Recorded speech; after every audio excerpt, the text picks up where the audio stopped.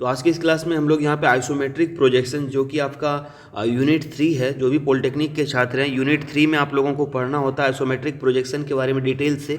तो आज की इस क्लास में हम लोग डिस्कस करेंगे आइसोमेट्रिक प्रोजेक्शंस के बारे में, जिसमें हम लोग इसके डिफिनेशंस को समझेंगे। बेसिकली आइसोमेट्रिक प्रोजेक्शन होता क्या है उसको हम लोग यहाँ पे समझेंगे। उसके बाद आइसोमेट्रिक स्केल क्या होता है आपका, आइसोमेट्रिक लेंथ क्या होता है, आइसोमेट्रिक प्रोजेक्शन क्या होता है, व्यू क्या होता है, ये सारी चीज़ हम लोग वन बाय वन जो यहाँ पे डिस्कस करने वाले हैं। ठीक है, और जो भी इससे related important MCQ question, multiple choice question आपका बनता है वो भी मैं यहाँ पे आपके साथ शेयर करूँगा, और जो लॉन्ग आंसर टाइप क्वेश्चन आते हैं वो भी मैं आपके साथ आगे के क्लासेस में डिस्कस करने वाला हूँ। ठीक है, तो आप लोग जो वीडियो को लाइक जरूर कर दीजिएगा और शेयर अपने फ्रेंड लोगों के साथ जरूर कीजिएगा, ताकि जो भी स्टूडेंट जिनको नहीं पता है कि प्रोजेक्शन का, आइसोमेट्रिक प्रोजेक्शन का क्लास जो है स्टार्ट हो चुका है, या फिर ऐसे छात्र जिनके कॉलेज में पढ़ाई नहीं होता है वो लोग भी इसका लाभ ले सके। ठीक है, तो चलिए अब शुरू करते हैं। तो सबसे पहले हम लोग देखेंगे आइसोमेट्रिक प्रोजेक्शन जो होता है ये होता क्या है। ठीक है, तो इसके पहले जो था यूनिट 2 था, जिसमें हम लोगों ने ऑर्थोग्राफिक प्रोजेक्शन पढ़ा था। और ऑर्थोग्राफिक प्रोजेक्शन में बेसिकली हम लोग क्या करते थे, किसी भी 3D ऑब्जेक्ट, जो 3 डायमेंशनल ऑब्जेक्ट होता था, वस्तु होता था,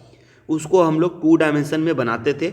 और जिसमें front view, side view, top view, basically ये 3 व्यू मोस्ट ज़्यादातर हम लोग जो है बनाते थे। ठीक है, तो वो चीज़ हमारा ऑर्थोग्राफिक प्रोजेक्शन होता था, जिसमें 3D से हम लोग 2D में बनाते थे। ठीक है, लेकिन हमारा आइसोमेट्रिक प्रोजेक्शंस क्या होता है, तो आइसोमेट्रिक प्रोजेक्शन में हम लोग 3D ही बनाते हैं। ठीक है, तो कोई भी ऑब्जेक्ट है, जैसे कि आप यहाँ पे क्यूब देख रहे हैं, तो ये क्यूब हमारा 3D है, तो इसको हम लोग यहाँ पे आइसोमेट्रिक में जब बनाएंगे तो इसको हम लोग क्या करेंगे, 3D में ही बनाएंगे। यहाँ पे 2 डायमेंशन में इसको कन्वर्ट नहीं करते हैं, तो ये एक इंपॉर्टेंट इसमें है। अब चलिए इसका डेफिनेशन थोड़ा यहाँ पे देख लेते हैं, जो यहाँ पे लिखा गया है उसको थोड़ा समझ लेते हैं, उसके बाद आगे चलेंगे। तो देखिए यहाँ पे पहला जो डेफिनेशन यहाँ पे दिया गया वो आपका isometric projection is a method for visual representation. ठीक है, तो ये क्या चीज़ है एक्चुअली, ये मेथड आपका विजुअल रिप्रेजेंट करने का किसी भी ऑब्जेक्ट को, 3 dimension object in 2 dimensional seats. ठीक है, तो यहाँ पे जो है 2 डायमेंशन के जगह पे 2 डायमेंशनल सीट होगा, तो ये चीज़ आप ध्यान दीजिएगा। इसका कहने का मतलब ये है कि आइसोमेट्रिक प्रोजेक्शन जो है ये क्या आपका मेथड है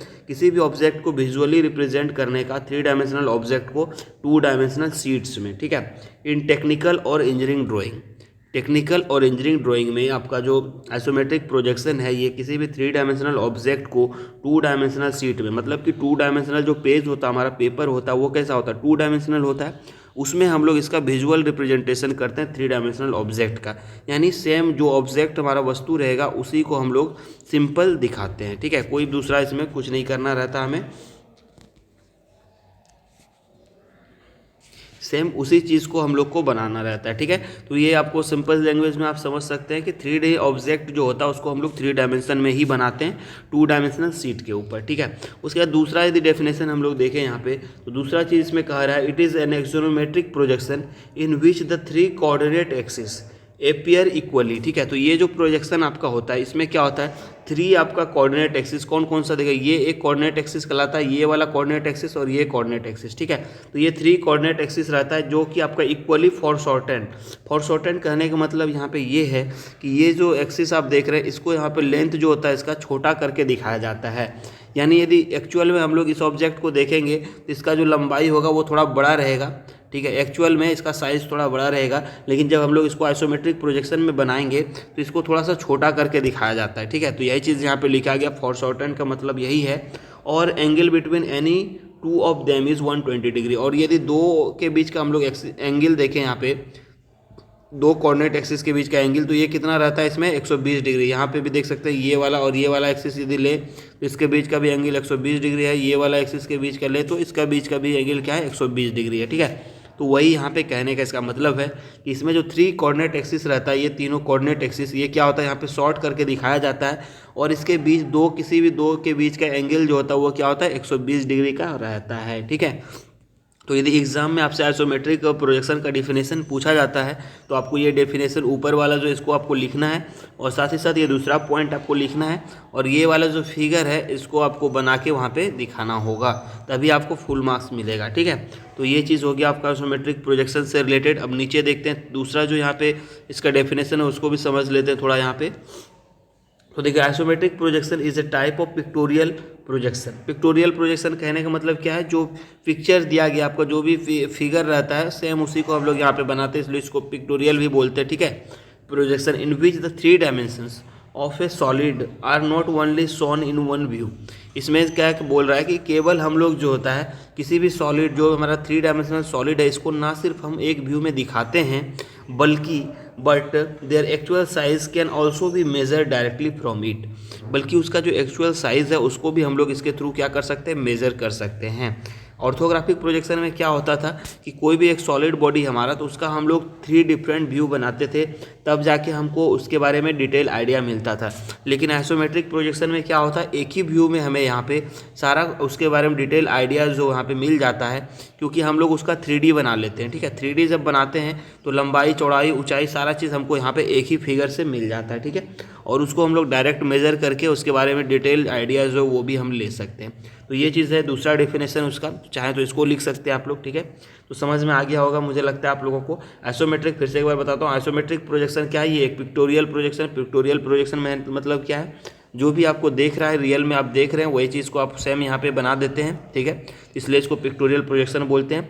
इसमें आपका क्या होता है, 3 डायमेंशन को हम लोग ना सिर्फ यहाँ पे दिखाते हैं बल्कि उसको हम लोग उसका एक्चुअल साइज़ जो उसको भी हम लोग यहाँ पे आसानी से इसको माप के मेज़र कर सकते हैं। तो ये हो गया आपका आइसोमेट्रिक प्रोजेक्शन। अब नेक्स्ट हम लोग देखें यहाँ पे, तो यदि हम लोग कोई भी एक क्यूब को ले लें और उसका एक कॉर्नर जो है उसको यदि हम लोग यहाँ पे ग्राउंड पे रखें, ठीक है, कोई भी क्यूब लेके उसका जो कॉर्नर होगा, एक कॉर्नर को हम लोग ग्राउंड पे यहाँ पे रखें और जो बाकी एक्सिस है वो इस तरह देख सकते हैं 30 डिग्री पे हम लोग यदि इंक्लाइन करके रखेंगे, तो इसको हम लोग जब फ्रंट से देखेंगे, सामने से देखेंगे, तो ये जो व्यू हमें मिलेगा यहाँ पे, इसी को क्या बोलेंगे हम लोग, आइसोमेट्रिक व्यू बोलते हैं, आइसोमेट्रिक प्रोजेक्शन बोलते हैं। ठीक है, तो समझ में आ गया होगा। कोई भी एक क्यूब को यदि हम लोग इस तरह से रखें कि उसका एक कॉर्नर जो होगा वो ग्राउंड को टच करेगा और बाकी जो एक्सिस हो गए वो यहाँ पे 30 डिग्री पे इंक्लाइंड यदि करके हम लोग इस तरह से रखते हैं, तो ये सामने से जो हमें व्यू मिलेगा, ये जो हम लोग व्यू देख रहे हैं यहाँ पे, ये हमारा क्या कहलाएगा, आइसोमेट्रिक प्रोजेक्शन कहलाता है। ठीक है, तो वही चीज़ यहाँ पे लिखा गया है। ठीक है, तो आई होप आपको समझ में आ गया होगा आइसोमेट्रिक प्रोजेक्शन क्या है। तो आइसोमेट्रिक प्रोजेक्शन जो आपका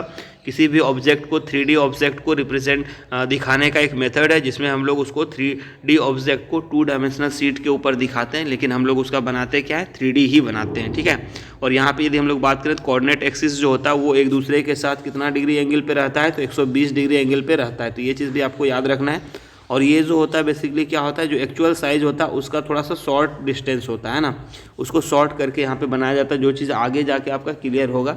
अभी आपको समझ में हो सकता है नहीं आ रहा हो, लेकिन आगे आपको क्लियर हो जाएगा। ठीक है, तो चलिए हम नेक्स्ट देखते हैं। नेक्स्ट कुछ चीज टर्म है जिसको हम लोग यहाँ पे समझते हैं। तो पहला जो टर्म है वो आइसोमेट्रिक एक्सिस है, दूसरा आइसोमेट्रिक लाइन है और तीसरा आपका आइसोमेट्रिक प्लेन है। इसको समझ लेते हैं, आइसोमेट्रिक एक्सिस किसको बोलते हैं, आइसोमेट्रिक लाइन किसको बोलते हैं और आइसोमेट्रिक प्लेन किसको बोलते हैं। ठीक है, तो चलिए देखते हैं यहाँ पे। तो पहला यदि हम लोग बात करें तो आइसोमेट्रिक प्रोजेक्शन क्या था, तो यदि हम लोग कोई भी एक क्यूब लेते हैं, कोई एक घन को लेते हैं और उसको एक फेस, मैंने क्या बोला, उसका एक कॉर्नर जो उसको हम लोग को ग्राउंड पे रखना है इस तरह से, और बाकी जो हो गया उसको 30 डिग्री पे यहाँ पे इंक्लाइन करके इस तरह से यदि हम लोग रखेंगे, तो यही हमारा आइसोमेट्रिक प्रोजेक्शन हमारा रिप्रेजेंट करता है। क्यूब जो हमें सामने से दिखेगा वो हमारा क्या होगा, आइसोमेट्रिक प्रोजेक्शन होगा। ठीक है, तो अब यहाँ पे देखिए आइसोमेट्रिक एक्सिस किसको बोलते हैं, ये चीज़ समझिए आप लोग। तो यहाँ पे आप लोग देख रहे होंगे ये CB जो है, ये BC जो है, और ये CD है, और यहाँ पे C और G जो है नीचे सबसे जो है G पॉइंट, तो ये तीनों जो आपका लाइन देख रहे हैं, ये तीनों, ये हमारा क्या है, आइसोमेट्रिक एक्सिस कहलाता है। ठीक है, तो याद रहेगा, आपको याद रखना है, जो दो एक्सिस के बीच का एंगल कितना होता है, 120 डिग्री इसमें रहता है। दो एक्सिस के बीच का एंगल मैंने अभी आपको ऊपर बताया था। ठीक है, और यही एक्सिस, इसी को क्या बोलते हैं हम लोग, आइसोमेट्रिक एक्सिस बोलते हैं। ठीक है, तो समझ में आ गया होगा। 3 एक्सिस देखिए यहाँ पे लिखा हुआ आपका 3 लाइन्स, कौन कौन सा है आपका, CB हो गया, CD हो गया और CG, CB CD और CG meeting at a point C and making angle 120 degree है ना, 120 degree with each others are termed as isometric axis. ठीक है, समझ में आ गया। तो ये तीनों एक्सिस क्या कहलाता है, आइसोमेट्रिक एक्सिस कहलाता है, जिसके बीच का एंगल कितना रहता है, तो 120 डिग्री का एंगल बनाता है। तो ये हमारा आइसोमेट्रिक एक्सिस होता है। समझ में आ गया होगा आइसोमेट्रिक एक्सिस कौन कौन सा है आपका। उसके बाद देखते हैं नेक्स्ट जो हमारा आइसोमेट्रिक लाइन है, जो लाइन है वो समझते हैं। तो आइसोमेट्रिक एक्सिस जो है उसके पैरेलल जो लाइन होता है, उसके समांतर में जो लाइन रहता है वो हमारा क्या कहलाता है, आइसोमेट्रिक लाइन कहलाता है। तो अब देखिए आइसोमेट्रिक एक्सिस तो हमारा पता चल गया आपको कि ये तीनों जो हमारा आइसोमेट्रिक एक्सिस है। ठीक है, अब देखिए इसके पैरेलल कौन सा लाइन है, यदि हम लोग इस लाइन की बात करें तो इसके पैरेलल में ये वाला लाइन है आपका, तो ये लाइन आपका क्या कहलाएगा, तो आइसोमेट्रिक लाइन कहलाएगा। और दूसरा देखें तो ये वाला भी इसके पैरेलल में है, समांतर में है, तो ये वाला भी क्या कहलाएगा, आइसोमेट्रिक लाइन कहलाएगा। और ये वाला जो एक्सिस है इसके पैरेलल में यदि देखें तो ये वाला इसके पैरेलल में है, तो ये वाला लाइन ये भी क्या कहलाएगा, आइसोमेट्रिक लाइन कहलाएगा। और इसके पैरेलल में देखें तो ये वाला है, तो ये भी क्या कहलाएगा, आपका आइसोमेट्रिक लाइन कहलाएगा। ठीक है, तो समझ में आ गया आपको आइसोमेट्रिक लाइन किसको बोलते हैं। तो आइसोमेट्रिक लाइन बेसिकली उस लाइन को बोलते हैं जो हमारा आइसोमेट्रिक एक्सिस के साथ क्या होता है, पैरेलल रहता है, उसको हम लोग आइसोमेट्रिक लाइन बोलते हैं। ठीक है, तो समझ में आ गया। चलिए नेक्स्ट देखते हैं अब यहाँ पे अब जो नेक्स्ट हमारा आइसोमेट्रिक प्लेन है ये किसको बोलते हैं, आइसोमेट्रिक प्लेन। तो देखिए यहाँ पे जैसे कि हम लोग क्यूब जो देख रहे हैं, ये क्यूब, इसका जो ये प्लेन है, जो फेस है ये आपका, इसी को हम लोग क्या बोलते हैं, आइसोमेट्रिक प्लेन बोलते हैं। ठीक है, तो ये चीज़ सिंपल सा है आपका। तो पहला प्लेन कौन सा हो जाएगा, ये वाला फेस एक हो गया, तो ये पहला प्लेन कहलाएगा। दूसरा प्लेन हमारा ये वाला है, तो ये कहलाएगा। फिर इस प्लेन के पीछे भी एक प्लेन यहाँ पे होगा, पीछे साइड में, तो ये एक प्लेन होगा। फिर ये आगे है तो उसके पीछे भी एक होगा। ठीक है, यदि हम लोग बात करें क्यूब, ये क्या हमारा क्यूब है, तो क्यूब में टोटल कितने फेस होते हैं, आपका 6 फेस होता है। तो टोटल कितने यहाँ पे प्लेन होंगे, आइसोमेट्रिक प्लेन, तो 6 होगा। पहला ये हो गया, इसके पीछे एक होगा, फिर ये आगे है तो इसके भी पीछे एक होगा, फिर एक ऊपर है तो उसके भी नीचे एक होगा। तो यानी टोटल आपका 6 फेस यहाँ पे प्लेन जो होता है वो रहता है। ठीक है, तो आई होप आपको समझ में आ गया होगा आइसोमेट्रिक एक्सिस क्या है, आइसोमेट्रिक लाइन क्या है और आइसोमेट्रिक प्लेन क्या है। ठीक है, तो आई होप ये चीज़ आपका यहाँ पे क्लियर हो गया है। ठीक है, तो चलिए अब आगे हम लोग चलते हैं और समझते हैं आइसोमेट्रिक लेंथ के बारे में थोड़ा। आइसोमेट्रिक लेंथ क्या है आपका और क्या इसका यूज़ क्या है, आइसोमेट्रिक लेंथ का यूज़ क्या है। ठीक है, तो देखिए सबसे पहले यदि हम लोग बात करें यूनिट 3 का, तो इसमें 2 तरह के क्वेश्चंस आपसे पूछे जाते हैं। एक होता है आपका आइसोमेट्रिक प्रोजेक्शन और एक होता है आपका आइसोमेट्रिक व्यू। ठीक है, तो ये चीज़ आप ध्यान दीजिएगा। चलिए नीचे में यहाँ पे दिखाता हूँ मैं आपको। यदि हम लोग बात करें आइसोमेट्रिक ड्राइंग का, तो ये 2 तरह का होगा, एक आइसोमेट्रिक प्रोजेक्शन होगा, दूसरा आइसोमेट्रिक व्यू और एक प्रोजेक्शन होगा। ठीक है, तो व्यू और प्रोजेक्शन में क्या अंतर है इसको समझ लीजिए। देखिए, तो जैसे कि कोई भी एक वस्तु दिया हुआ, आपको कोई भी एक ऑब्जेक्ट दिया हुआ, ये मान लेते हैं हमें एक ऑब्जेक्ट में एक वस्तु दिया गया है। ठीक है, तो इसका जब हम लोग प्रोजेक्शन बनाएंगे, ठीक है, सॉरी व्यू, जब हम लोग व्यू की बात करेंगे, आइसोमेट्रिक व्यू की बात करेंगे, तो जो इसका एक्चुअल लेंथ होगा, लंबाई होगा, उसी को हम लोग यहाँ पे बनाते हैं। आइसोमेट्रिक व्यू में क्या करते हैं, उसका एक्चुअल जो साइज़ दिया है उसी को हम लोग बनाते हैं। सपोज़ हमें यहाँ पे एक मान लीजिए हमें एक क्यूब दिया गया है जिसका कि लंबाई है 5 सेंटीमीटर, चौड़ाई है 5 सेंटीमीटर और ऊंचाई क्या है 5 सेंटीमीटर है। ठीक है, तो जब हम लोग इसका आइसोमेट्रिक व्यू बनाएंगे तो इसका हम लोग सारा डायमेंशन जो दिया हुआ एक्चुअल में जो दिया हुआ है, जैसे 5 सेंटीमीटर मैंने बोला, तो यहाँ पे 5 सेंटीमीटर ही लेना है और इसको बनाना है। ठीक है, आइसोमेट्रिक किसमें, व्यू में, जो एक्चुअल स्केल रहता है, साइज़ रहता है, उसी को हम लोग दिखाते हैं, जो सही डायमेंशन दिया रहता है उसी को हम लोग दिखाते हैं। ठीक है, लेकिन जब हम लोग यहाँ पे बात करते हैं आइसोमेट्रिक प्रोजेक्शन का, तो आइसोमेट्रिक प्रोजेक्शन में हम लोग क्या करते हैं, उसको छोटा करके दिखाना रहता है। जो भी एक्चुअल साइज़ है, जैसे एक्चुअल साइज़ मैंने 5 सेंटीमीटर यहाँ पे बोला, तो 5 सेंटीमीटर को हम लोग छोटा करके दिखाते हैं, किसमें, आइसोमेट्रिक प्रोजेक्शन में। तो यहाँ पे आपको दिख रहा होगा ये वाला जो फिगर है हमारा, ये थोड़ा क्या बड़े साइज़ का दिख रहा होगा क्योंकि ये आइसोमेट्रिक व्यू इसका बना हुआ है। और यहाँ पे आप देख रहे होंगे ये थोड़ा सा छोटा आपको दिख रहा होगा। ये जो वस्तु है आपको यहाँ पे सेम यही चीज़ है, लेकिन ये क्या है, यहाँ पे थोड़ा छोटा आपको नज़र आ रहा होगा, है ना, साइज़ में थोड़ा छोटा नज़र आ रहा हो। क्यों, क्योंकि ये जो है हमारा क्या है, आइसोमेट्रिक प्रोजेक्शन है। और आइसोमेट्रिक प्रोजेक्शन जो होता है वो आइसोमेट्रिक व्यू को छोटा करके हम लोग दिखाते हैं। ठीक है, अब आप बोलिएगा कितना छोटा करेंगे, तो ये इसका भी एक स्केल है जो हम लोग आगे कंस्ट्रक्ट करने के लिए सीखेंगे कि कितना यहाँ पे छोटा करते हैं। ठीक है, तो जैसे 5 इसका लेंथ यहाँ पे 5 था, तो इसको यहाँ पे कितना में बनाएंगे, ये चीज़ कैसे डिसाइड होता है, तो ये चीज़ भी आगे हम लोग डिस्कस करेंगे। तो फिलहाल यदि आप जानना चाहते हैं तो आइसोमेट्रिक, इसके लिए हम लोग क्या करते हैं, आइसोमेट्रिक प्रोजेक्शन बनाने के लिए हम लोग आइसोमेट्रिक लेंथ जो होता है वो हम लोगों को फाइंड करना पड़ता है, आइसोमेट्रिक लेंथ को फाइंड करना पड़ता है। ठीक है, अब आइसोमेट्रिक लेंथ कैसे फाइंड करेंगे, इसका फॉर्मूला है जो आगे मैं बताऊंगा। ठीक है, तो आइसोमेट्रिक व्यू, जब भी हम लोग आइसोमेट्रिक व्यू बनाएंगे तो जो भी हमें एग्जाम में क्वेश्चन में जो भी दिया रहेगा, एग्जैक्ट साइज़ दिया रहेगा ऑब्जेक्ट का, उसी को लेके हमें बनाना रहेगा। लेकिन यदि उसमें मेंशन कर देगा कि आइसोमेट्रिक प्रोजेक्शन बनाना है, तो फिर उस लेंथ को हमें कन्वर्ट करना होगा किसमें, आइसोमेट्रिक लेंथ में। और उसका फॉर्मूला है जिसके थ्रू हम लोग उसको कन्वर्ट करेंगे और जो भी लेंथ आएगा उस लेंथ का हम लोग नया फिगर जो होगा, आइसोमेट्रिक प्रोजेक्शन जो होगा, वो हम लोग यहाँ पे बनाने वाले हैं। ठीक है, तो ये सारे चीज़ हम लोग आगे समझेंगे। तो आई होप आपको समझ में आ गया होगा कि आइसोमेट्रिक व्यू क्या है और आइसोमेट्रिक प्रोजेक्शन क्या है। ठीक है, तो आइसोमेट्रिक व्यू मतलब जो एग्जैक्ट साइज़ है, जैसे आपका मान लेते हैं हाइट आपका 6 फीट है आपका हाइट। ठीक है, तो आपको जब आपका आइसोमेट्रिक व्यू बनाएंगे तो उसमें आपको 6 फीट ही दर्शाएंगे, ठीक है। लेकिन जब आपका आइसोमेट्रिक प्रोजेक्शन बनाएंगे तो उसमें क्या करेंगे, आपका जो लेंथ 6 फीट था उसको हम लोग छोटा करके दिखाएंगे, है ना। तो ये चीज़ कहने का मतलब है, ठीक है।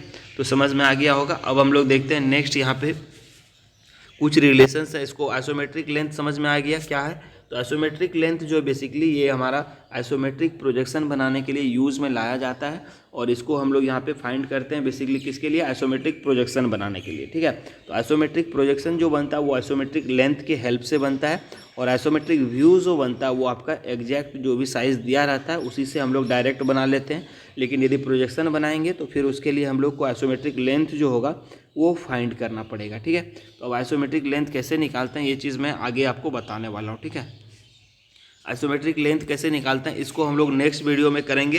हम लोग कॉपी के ऊपर इसको डिस्कस करेंगे ताकि आपको अच्छे से अंडरस्टैंड आप हो जाइएगा, अच्छे से समझ में आपको आएगा। क्योंकि यदि यहाँ पे मैं आपको ऐसे ऐसे बता दूंगा तो फिर आपको हो सकता है कि समझ में नहीं आएगा, ठीक है।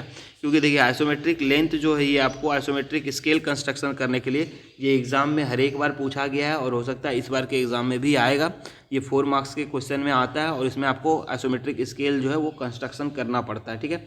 तो जो भी बच्चे कल के क्लास में प्रेजेंट थे उनको पता होगा आइसोमेट्रिक स्केल कैसे बनाते हैं, और जो नहीं प्रेजेंट थे उनको घबराना नहीं है, यहाँ पे यूट्यूब के ऊपर मैं इसको करा दूंगा आपको, ठीक है। तो आज के क्लास में बस इतना ही रखते हैं और मिलते हैं कल के क्लास में।